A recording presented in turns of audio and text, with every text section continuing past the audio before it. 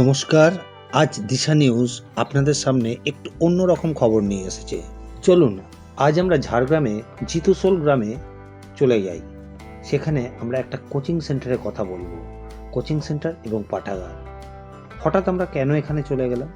আদিবাসী অধ্যুষিত একটি গ্রাম, পিছিয়ে পড়া একটি গ্রাম, যেখানে সেই পিছিয়ে পড়া গ্রামকে এগিয়ে তোলার চেষ্টায় পিত্রাসিস ফাউন্ডেশনের সহযোগিতায় বিকাশ ভারতী ওয়েলফেয়ার সোসাইটির ভবনে একটি অনাথ শিশুদের জন্য কোচিং সেন্টার ও পাঠাগার চালু করেছে।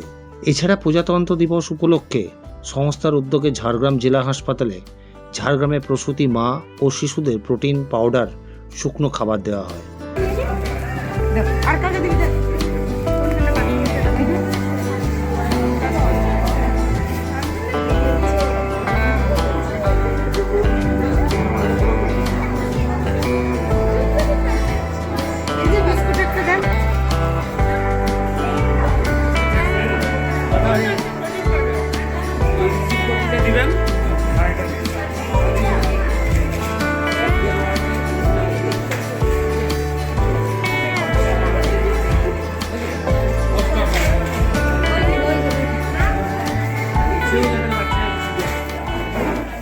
জিতুসোল গ্রামে বিকাশ ভারতী ওয়েলফেয়ার সোসাইটির ভবনে এই অনাথ শিশুদের রেখে পড়াশোনা ও নানা সাংস্কৃতিক কর্মকাণ্ডে পারদর্শী করে তুলেছে এই বেসরকারি স্বেচ্ছাসেবী সংস্থাটি।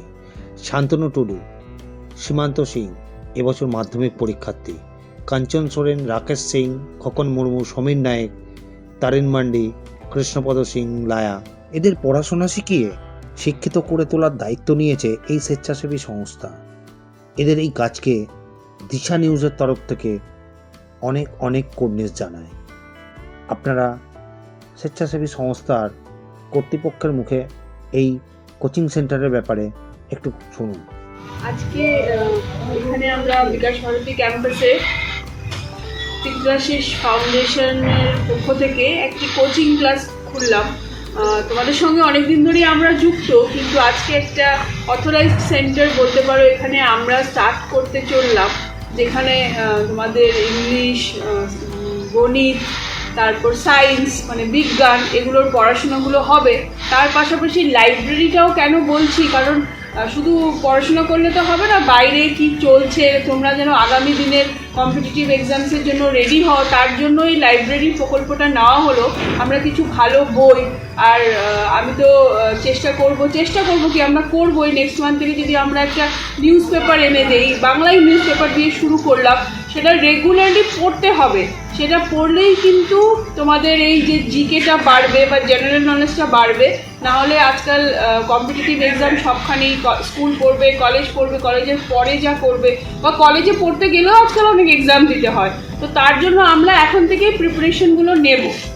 তার জন্য আজকে এখানে লাইব্রেরিটাও খোলা হলো। আমরা অনেক বইপত্র এনে দেবো।